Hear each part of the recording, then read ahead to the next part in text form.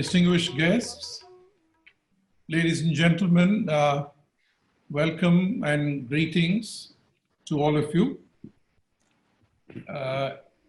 Your Holiness, welcome to the Indian Business and Professional Council in Dubai.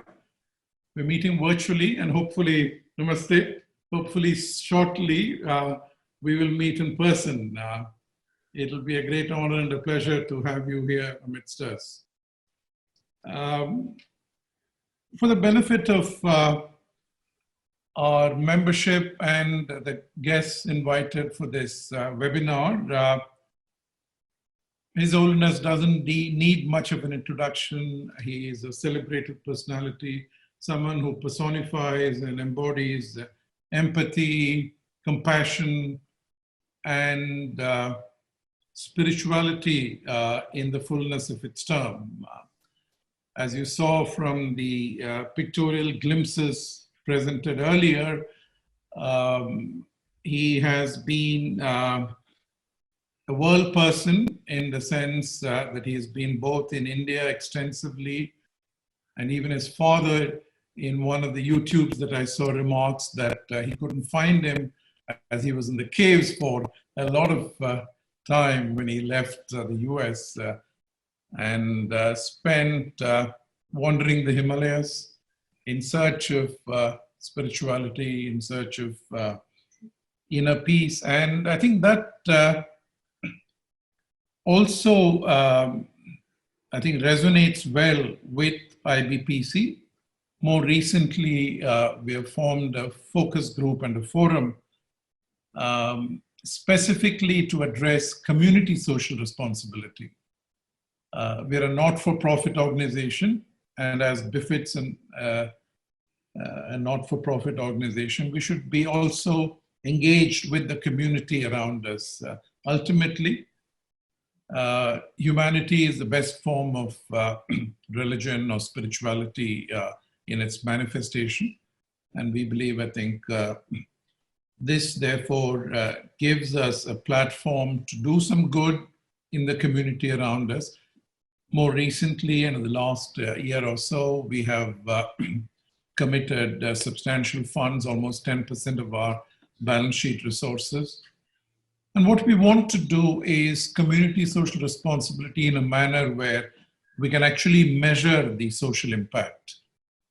So it is in a measurable way, in a tangible way, in a way that addresses the needs, both in terms of monetary basis, i.e. in terms of money, but also in terms of voluntary efforts that some of our members can put forward, specialist resources, such as during COVID, we addressed the financial needs of an isolation center that was set up in Dubai at considerable cost. As I said earlier, we have spent over 500,000 dirhams in the last year or so for these initiatives.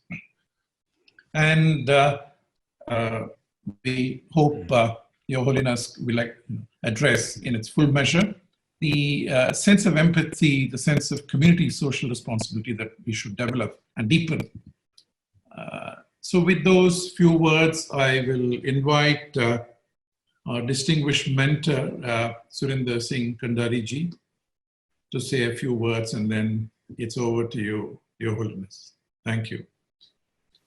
Thank you very much, Suresh. It's an honor and pleasure to meet all the members and introduce His Holiness Swami Radhanath ji.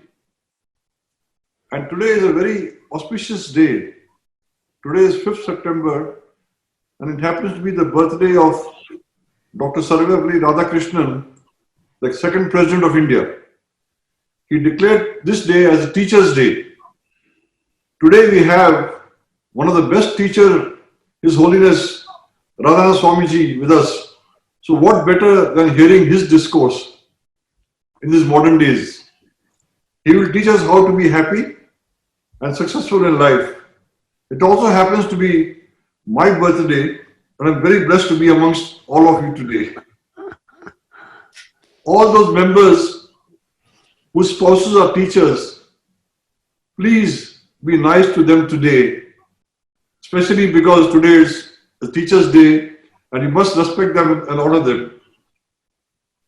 We are all going through a very difficult time due to COVID-19 pandemic, but let me tell you, even this time will pass and we'll all come across a stronger and better world. At least one thing has been realized by the situation happening in the last few months, that we all have realized we're all of one, we're all children of one God, and the pandemic doesn't differentiate between any religion, caste or nationality. So we have to be one and help each other. I know that Swamiji doesn't need any introduction, but I think I must mention a few things which he has achieved during his lifetime. His Holiness Radhanath Swamiji is a New York Times best-selling author, philanthropist, and a speaker. His work of feeding 300,000 children per day in India and establishing hospitals, eco-villages, and several other philanthropic projects has led him to meetings with world leaders such as former US President Barack Obama, former Prime Ministers Tony Blair, David Cameron, and our beloved Prime Minister Mr. Narendra Modi. His Holiness is famously known for guiding influencers, world leaders, CEOs, and corporations around the world. His speaking portfolio includes Google, Apple, Oxford Union, Cambridge Union, Houses of Parliament, HSBC headquarters, Intel, Facebook, Princeton, MIT, NASDAQ, Huffington Post, to name a few. He is also the founder of the UN awarded Govardhan Eco Village, which is 100-acre sustainable community just outside Mumbai, India. This eco village is a model which is equipped to combat some of the world's largest issues, including climate change, poverty, access to healthcare, and other UN Sustainable Development Goals, as well as being a health and yoga resort. Swamiji has also founded a hospital, an orphanage, a school, and many other philanthropic projects. I still remember when Swamiji came to Dubai last time, I had invited him to come to our Gurudwara, Guru Nanak Darbar, and that was one of the best times I ever had in the Gurudwara when Swamiji came and sat with us, spoke with us. His team told us that he can spend only 5 minutes in the Gurudwara, and Swamiji spent 45 minutes with us. It was a great blessing for us, and everybody was so happy because he was down to earth, a good human being, good soul, and done so much for society and so much for humanity. We bless him, good health, and all the best in life. And now, Swamiji, over to you. Please enlighten our members with your wisdom. Thank you very much.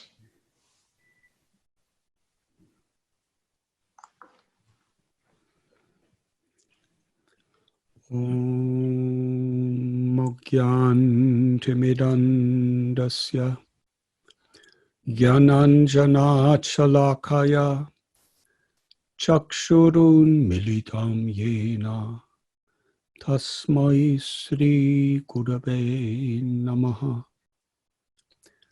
Nama Om Vishnu Padaya Krishna Prishtaya Bhutale Srimate Bhaktivedanta Swamin iti namine.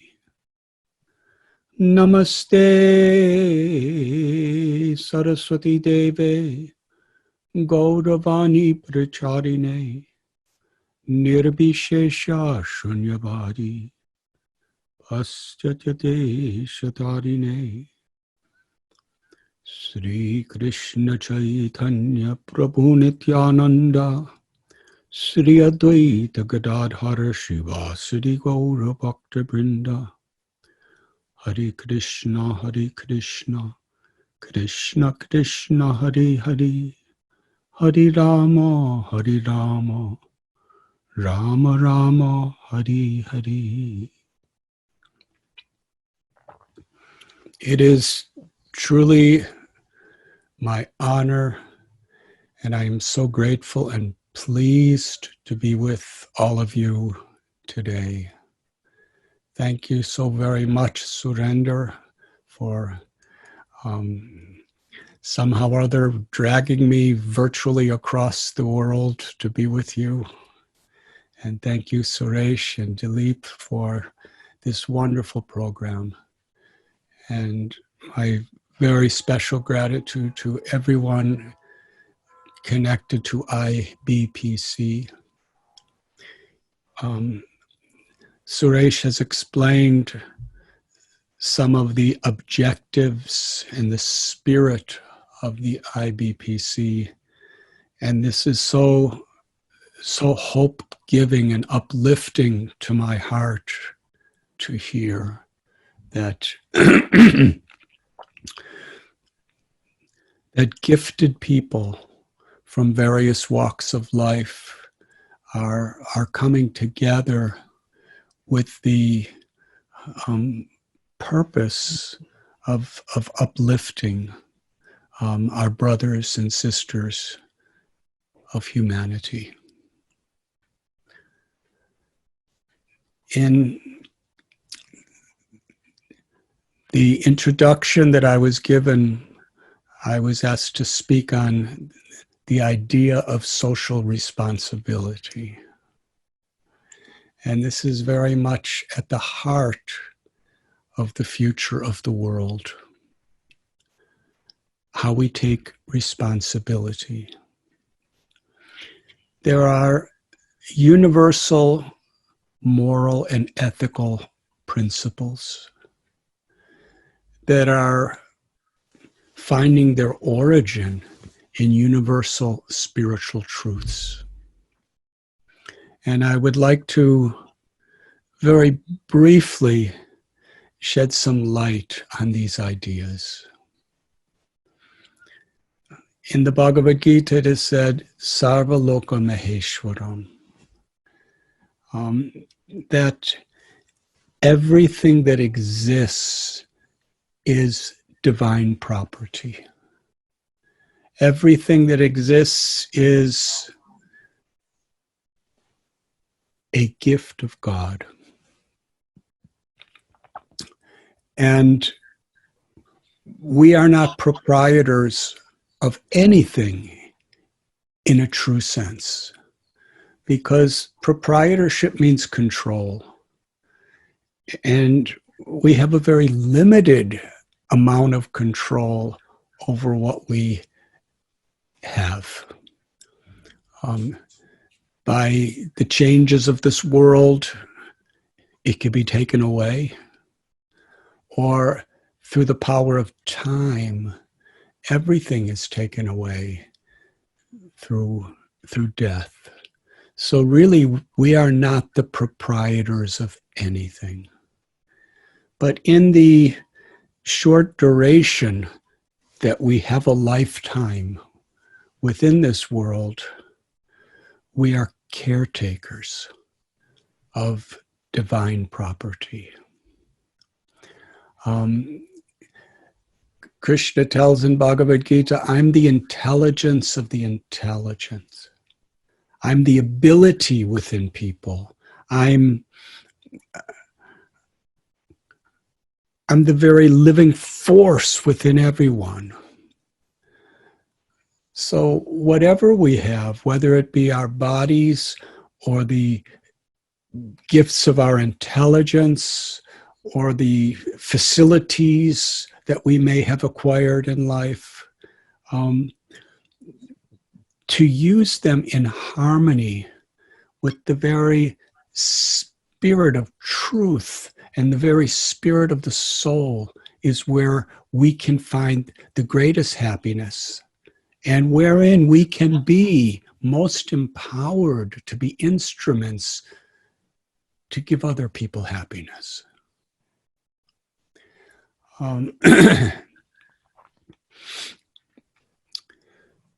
The idea of the environment, it is something that people are debating about and arguing about, but universally, from a spiritual perspective, it is just common sense that this whole creation is a gift of God. And Mother Nature we call, because each of us, whatever we have, whoever we may be, we're all like little babies in the lap of Mother Nature. We cannot survive without the sunshine and without the air and without the water and the food that grows. And it's something that we all have in common. So to do the best we can to not pollute the environment, but rather to whatever we receive, whatever we take, we try to replenish. That is a responsibility not only to nature, but to all living beings, because all living beings are dependent on that nature. And it also said in Gita, Aham bija pratapita, that every living being is a child of the one supreme truth, who we call Krishna or Allah or Bhagavan. There are many names, God. But that one supreme truth, Janmadya Sayataha, is the father and the mother of everyone, wherever there's life. And there's a beautiful verse in the Gita which goes to the heart of all spiritual practices of what is real knowledge. Vidyavanaya sampane brahmani gabi hastini suni chaiva svapake cha pandita samadarshana. The capacity to see the equality within all beings, to be an instrument of compassion for all beings, is actual knowledge. Why is it knowledge? Because it's in harmony with our own true self. Whether one is a billionaire or a person who's homeless, whether one has a PhD or has no education at all, whether one is a priest or a prisoner, whether one is of the Christian faith or the Jewish faith or the Hindu faith or Muslim faith or Buddhist faith or Sikh faith or Jain faith or Parsi faith, or whether one is Baha'i, or even if one is an agnostic or an atheist, whether one is from the East or the West, black in complexion, or white, or red, or yellow, or male, or female. And the Gita extends this, whether one is a human being or an elephant, a cow, or a dog, or a cat. Life is sacred. When we recognize that our own life is sacred, when we recognize our own potential as a part of God, a child of God, an instrument of God's grace and love, when we recognize that, then we will appreciate that that same essence is within everyone. This is a principle which is foundational to all morality, that life is sacred. In the United States of America, the very basis of how the society was formed was life, that all beings are entitled to life, liberty, and the pursuit of happiness. And interesting, the Brahma Sutra says, Anandamayo Vyashat. Something we all have in common is the pursuit of happiness. Even a little insect is looking for happiness. The birds in the sky are looking for happiness. The fish in the sea are looking for happiness. And all humanity, with all of its incredible diversity, is looking for happiness. And part of the process of looking for happiness is to avoid pain, because it interferes with happiness. When we understand this idea of equality,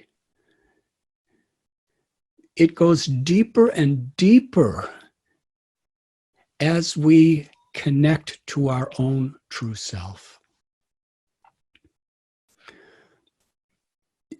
Of all things that are lacking in this world, the most is compassion. Where does compassion come from?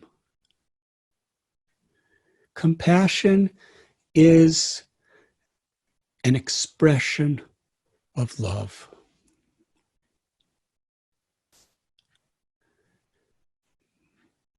In the Bible, there is a beautiful verse that says, "What profiteth the person if they get the whole world, but they lose their own eternal soul?"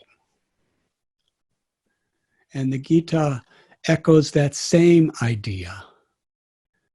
Najayate mriyate va kadachyat. That this body is a temporary residence. And the mind is a facility, a machine within this residence. But the actual resident is the Atma, the living force, who's seeing through the body, who's hearing through the ears, who's tasting through the tongue, who's thinking through the brain. We are that spirit. And that spirit is part of the Supreme Spirit. Mamaivam so jivaloke. That Supreme Spirit is who we call Bhagavan or God, or who has many names, who has assumed many forms throughout history in this world to teach us Dharma, the same eternal spiritual principles of how to live. And the nature of the soul is to be an instrument of the light of divine love, of God's love. And all spiritual practices and all spiritual purifications in their original state are meant to awaken that love within us. Had nothing to do with sectarianism or the arrogance that we're better than you, or my God's better than yours, or I have rights over you. These are all man-made expressions of the false ego. But actually, the purpose of spirituality, or all true religion, is to transcend, to overcome the false ego, and to allow the light of compassion and love to shine from our very souls. When our hearts are clean, then the soul's true compassionate natures can shine through us in whatever we do. The Bhagavad Puran tells, Savai pung sang puro dharmo yatop aktir hokshache. Ahoitaki aprati hata yatma suprasidati. That the supreme Dharma, sometimes Dharma is translated as religion, sometimes as duty, occupation, nature. The supreme Dharma is that which awakens love. Unmotivated, uninterrupted love for God that is expressed through compassion to all beings. To actually really care. And when we may realize this and feel that ecstasy of divine love and express it, or we may just understand it. And through that understanding, we take responsibility in whatever we're doing in this world. We have responsibility. The more we have responsibility. And the joy of life really is in giving. Because things can give some amount of pleasure to the mind and to the body. But things can never give satisfaction to the heart. The heart longs to love and to be loved. And that is why in giving we receive. Because when we actually care for others, we become an instrument of love. And by practicing that sincerely, we actually awaken deeper and deeper the potential to love, to make a difference. What we have belongs to God, and God loves all children of every variety. May not be pleased with some of the things that we do, but a loving father or mother, whatever the child does, they may be pleased with the child's activities, or they may be totally disgusted with the child's activities, but a good parent still loves the child unconditionally. A good parent, whether that parent is punishing or rewarding, it's always with love. So we are all children of the same supreme source, and whatever we have, the greatest joy to our own heart and the greatest way we can actually spiritually progress as well as help the society around us is to see every aspect of our life through the lens of seva. How can I serve? How can I make a difference in people's lives? In the Vedas, there's a beautiful line that I heard from my guru, Srila Prabhupada, and it so deeply affected me. I'm so far away from it, but it gives me a compass, a North Star to travel toward in my life. And that is that an actual enlightened person is para dukkha dukhi. An enlightened person is not simply someone who knows a lot of verses from scriptures, although that could help. It's not a person who's famous. It's not a person who's given up eating or sleeping. An enlightened person is a person who feels pain when they see others suffering and feels happiness when they see others happy. Sarve sukhano bhavantu. The purpose of all Vedic knowledge, the purpose of all spiritual knowledge that has been revealed to humanity throughout all geographical or throughout time, is this Sarve Sukhino Bhavantu. It means let everyone be happy. Is that our motivation? If that becomes the standard of our happiness, then our lives will be transformed. It's about me in the sense that the more I could be, the more I could serve. The more knowledge I have, the more wealth I have, the more abilities I have, the more education I have, the more I'm equipped to serve. But even if we hardly have any of those things, the real joy of life and the real difference we're making in this world is that we have this intention. How I could best serve. How I could best be an instrument to bring happiness to others. We can pray. Pray that we can feel for those who are suffering.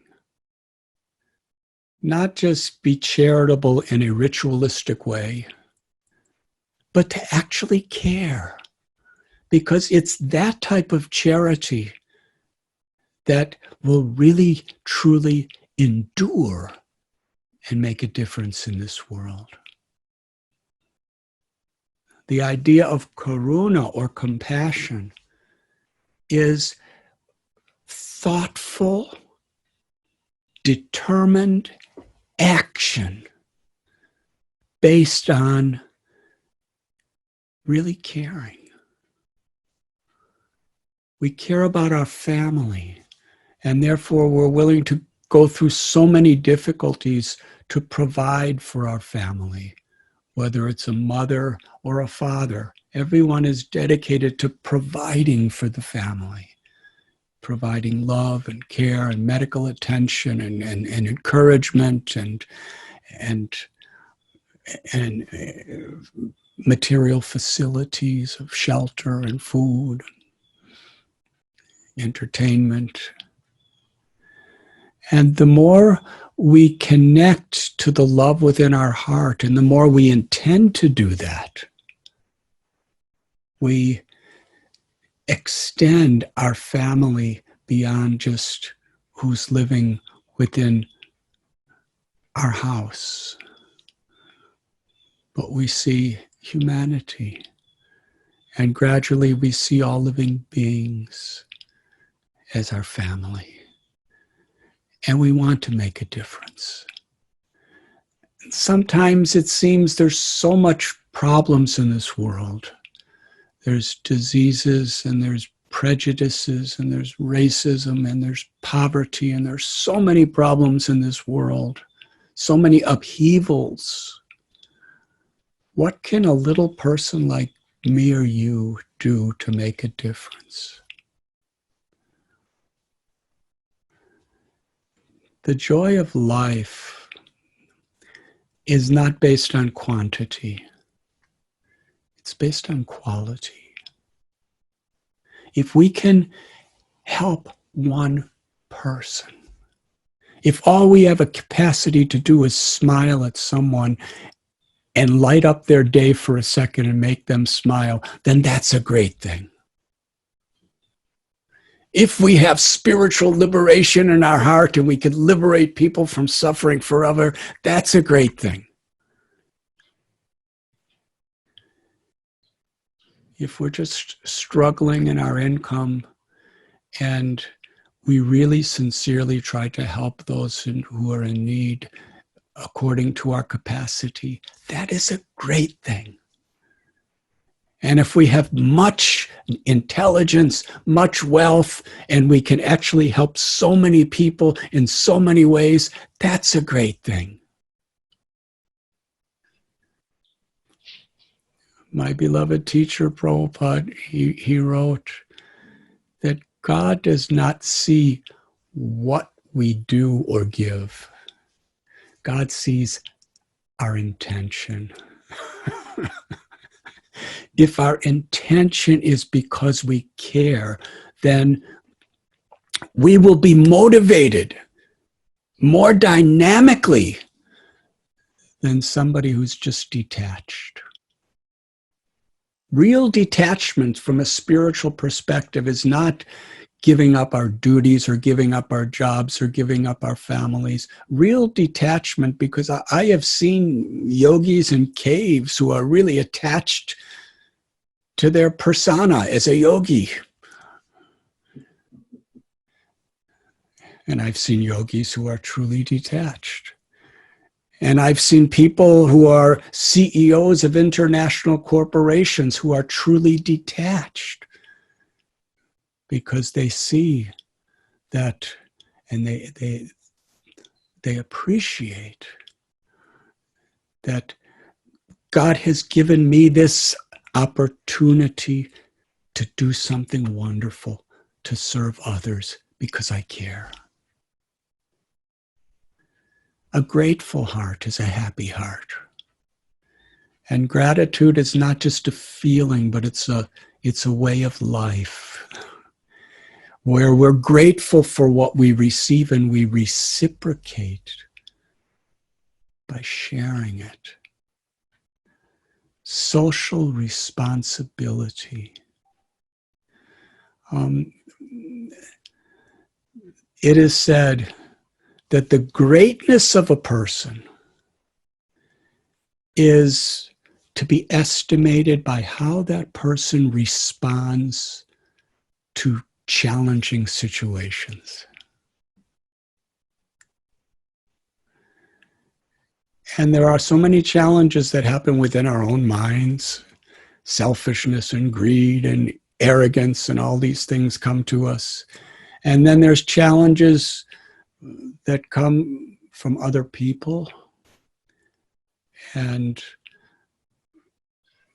from nature. At this particular time during this COVID-19 coronavirus, so much of the world is locked down. In fact, if it wasn't for COVID-19, I may have been physically in Dubai with all of you. I was probably speaking the same thing. But somehow or other, in this lockdown, in the pandemic, which is causing so much fear, confusion, uncertainty, economic instability, sorrow of knowing people who are dying or are getting sick, and just the claustrophobia of not being able to travel and interact with people the way we're accustomed to. There's every reason to really develop a negative attitude. But actual greatness is something we all have potential for.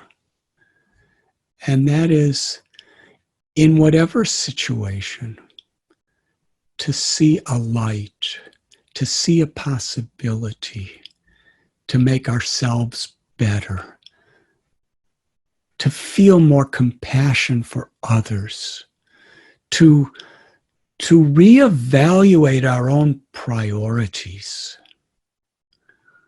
Because the nature of life in the times that we live is we become caught up, habituated in certain ways of living and thinking. And even if we know that I want something spiritual, I want to be an instrument of goodness in my life, still there's so many demands and so many stresses and so many wants and needs that occupy our minds and distract us from the actual calling of our very hearts. And it's like nature has press the reset button, where we have some time to really think about what is really valuable in life, what really is the purpose I want to live for, what are the spiritual values I want to cultivate, who are the people that could help me cultivate, and what is the practice I can do to actually excavate that peace, that love, that all the great souls have all told is within myself. And to the degree we actually make that connection to those values, to that character, then for the rest of our lives, in whatever situation, we'll be working for truth. We'll be working for peace. We'll be working for love. We'll be working for the most meaningful thing.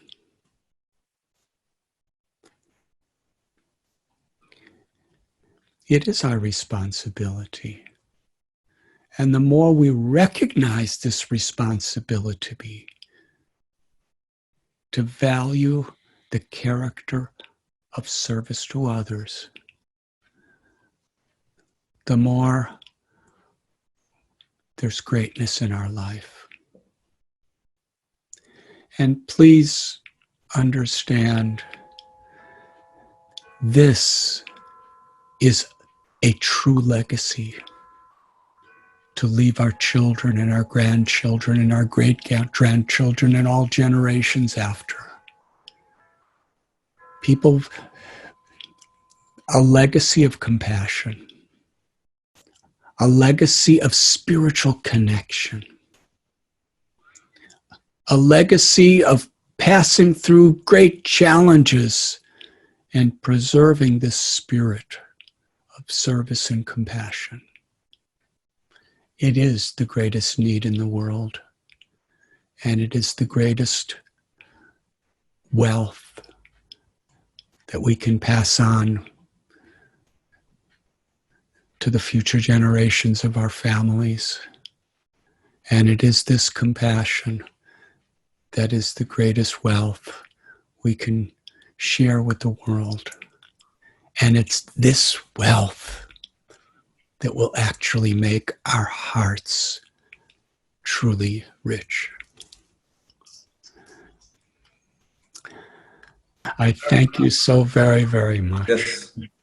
Your Holiness, first of all, thank you very much for enlightening us with things which we all feel we know, but we are not conscious. So, that has given us some thing to think about.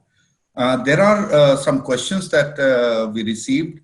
One of them, you have also probably covered, you would have covered in some form or the other some of these answers, but probably just to be very specific. So in today's challenging times, people are worried about uncertain future, which you mentioned, about the health, about their livelihood. Many of them are also feeling low and depressed just because they are not able to travel, meet people and all. What exactly specific 2 or 3 things that you can suggest in practical people should follow during these times to feel better and not feel depressed or low? Thank you, Dilip. When I visited that beautiful Gurudwaram in Dubai that Surinder so kindly, graciously invited me to visit, I was sharing a remembrance that some years ago I visited the Golden Temple in Amritsar. And when we were approaching the temple, there's a place where you take your shoes off. And I saw when I just wear chapels. No. But some of my friends that I came with actually had shoes. And when we came out after going into the beautiful Golden Temple, such a holy place, and hearing beautiful bhajans with tablas and harmonium and violin, it was just beautiful singing of prayers. When we came out, our shoes were the shoes of my friends were shining with polish. And my chapels, which were kind of dirty, were spotlessly washed and clean. And there were hundreds and hundreds, thousands of people coming into the temple. And while they were inside, everyone's shoes were being polished and cleaned. And then I saw other people everywhere. Every few feet, there was somebody sweeping around the kunds, the small lakes, and sweeping on the steps and sweeping on the floors and the marbles. And I talked to some people, and one man was a multimillionaire who was the CEO of a major corporation, international corporation. He lives in America. And he and his family, this is their vacation. More precious to them than going to Disney World or Grand Canyon. More precious to them even is to come there and from sunrise to sunset, do this seva. And they looked happy. And I met so many people from all different walks of life. Some were simple farmers from Punjab. Some were medical doctors, and some were lawyers from London. And they were all just sweeping and shining shoes. And they were happier than any tourists I've ever seen, because they were doing something meaningful.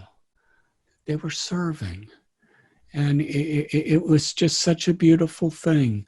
So when we value how we can serve, how we can make a difference in other people's lives, then our whole dimension of the outlook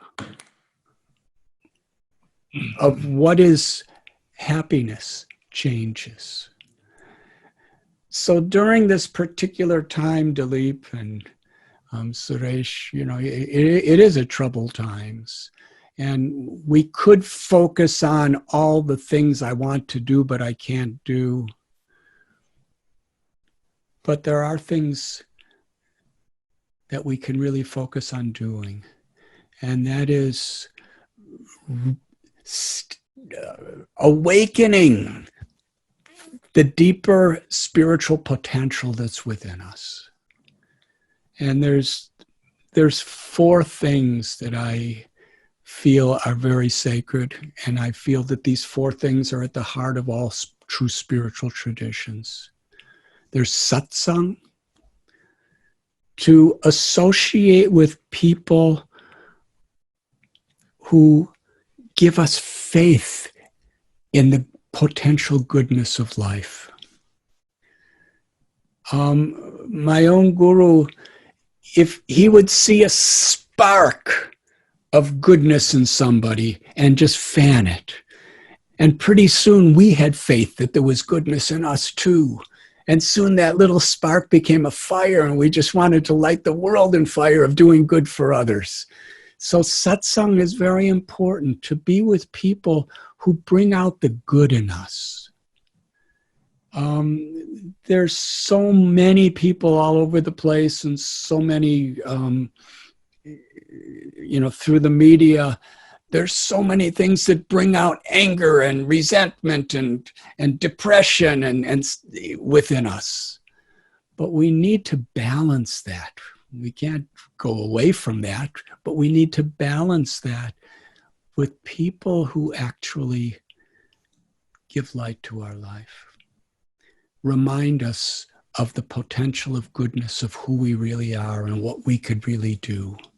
That's called satsang. And that could be done by physically being with people who are enlightened.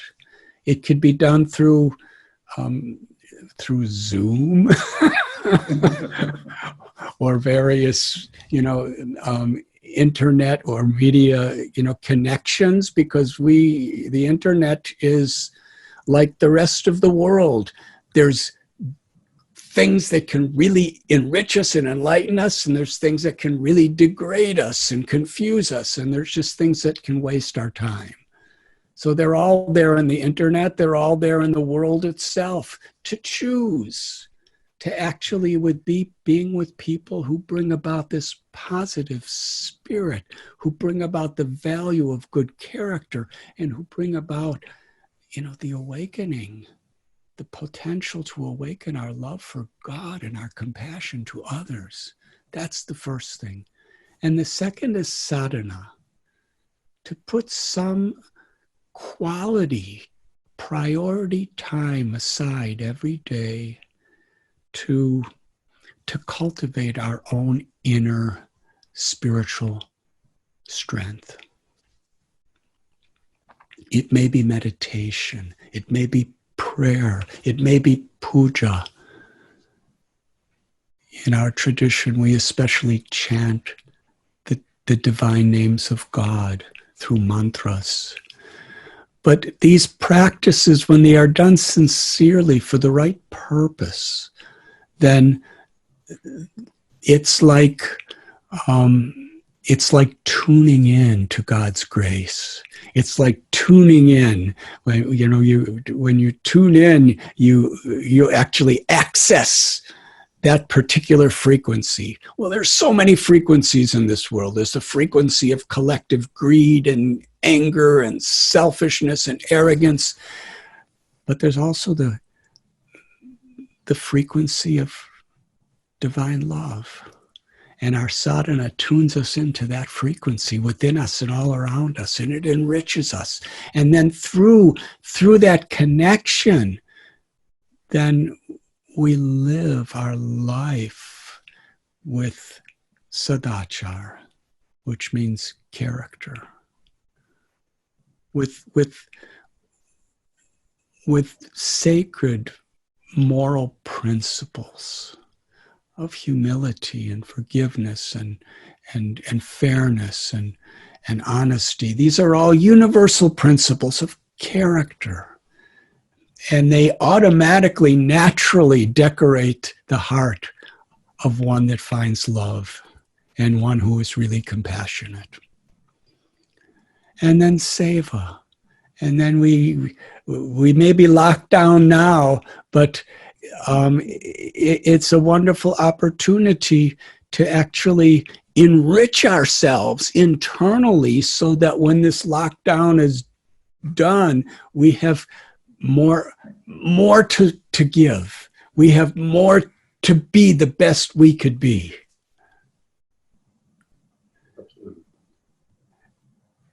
So in that sense, it's actually very auspicious. And although there's a lot of sadness to see suffering, that sadness also can be digested in a way that helps us to really care and want to utilize our God-given talents and our God-given resources to make a difference to people who are suffering.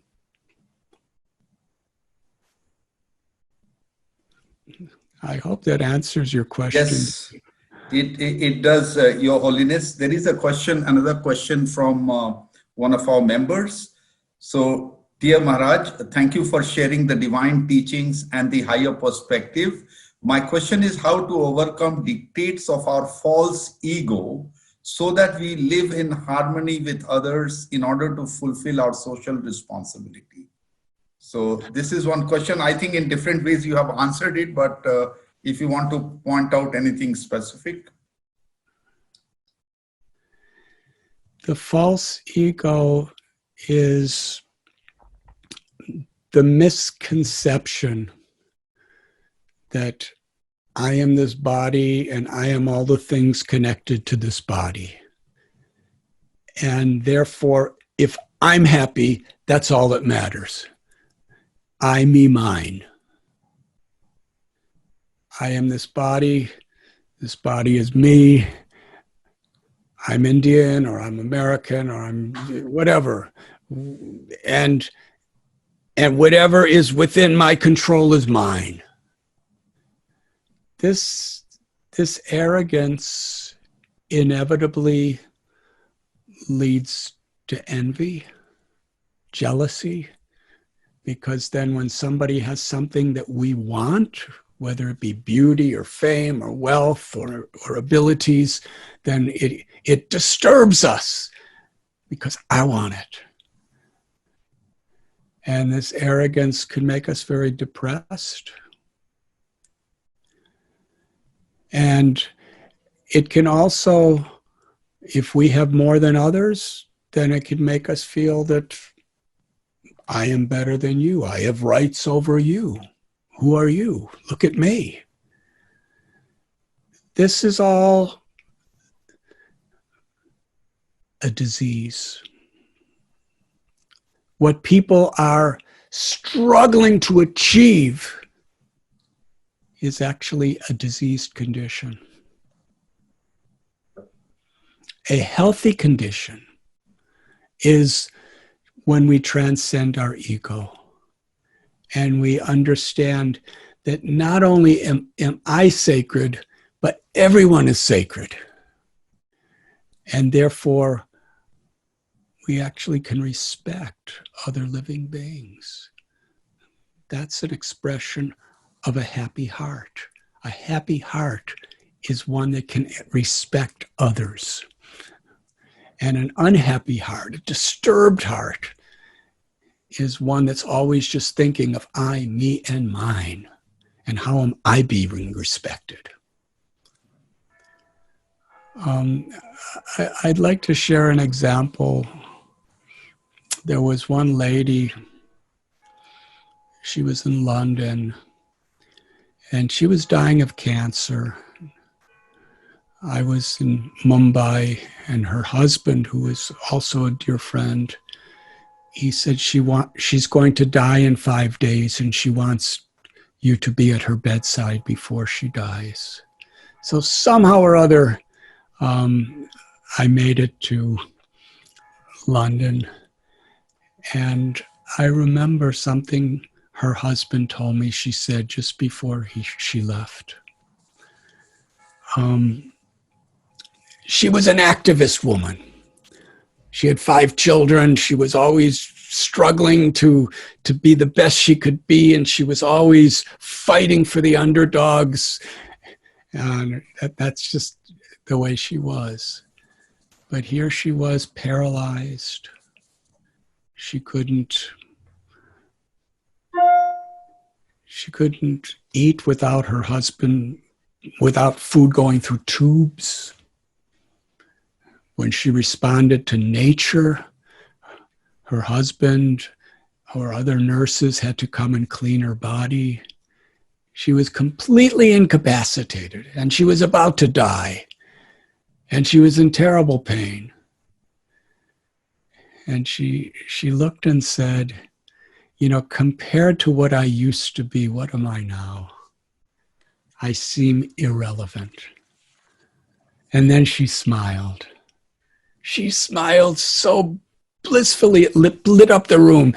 Her eyes twinkled, and she said, but actually, I have unlimited relevance even now because God loves me. She used the word Krishna, because Krishna loves me. She said, I have unlimited relevance, and nothing could take that away from me, not even death. I'm full and complete right now. And then she smiled even brighter and said, but I cannot think myself better than anyone because God loves everyone. Now here's a person who's really in lockdown, about to die, incapacitated, in pain, about to, leave the physical proximity of her children and grandchildren and everyone. But she saw light. She saw joy. She saw happiness. So let us move toward that light. That is the greatest opportunity we all have in our life. Right. Thank you, Your Holiness. In interest of time, of course, we would have liked to ask many questions and all, but hopefully soon, one day, we can have you physically here in good times. But today it has been really enlightening. So on behalf of IBPC, our chairman, Suresh ji, all the governing council member and the rest of the members, I would like to express our gratitude and thanks to you for coming. And, it's been a blessing, enriching our lives with your knowledge and words. I'm sure everybody has, been better more knowledgeable than what we were before the start of this session. So thank you very much, Your Holiness. Also, I would like to thank Surinder ji for organizing this, and we have been talking about it for a few months.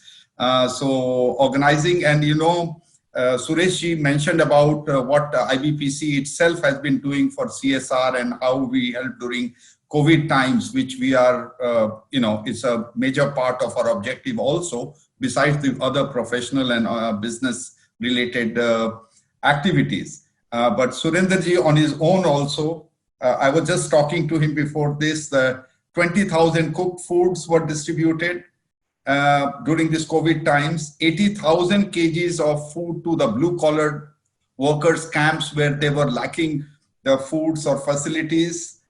There was repatriation to Punjab of 3,500 people, which he himself was involved. And I know of many other members who has been associated with other associations who have also contributed. He organized 15 chartered flight, 3,500 people, and supported, it was not related to any particular religion or anything, it related to humanity. So that's Surinder ji. So Surinder ji, thank you again for all the things and for organizing this today. And once again, thank you, Holiness, and really look forward for your blessings in near future and seeing you physically here. Thank you. I am truly grateful for this opportunity. Surinder, thank you for including me. Suresh, thank you for leading such wonderful efforts that is doing such great things for the world. And thank you, Dilip, for being such a light in today's event. Thank you. Thank you so much. Thank you very much. Thank you. Thank you. God bless everybody. Thank you.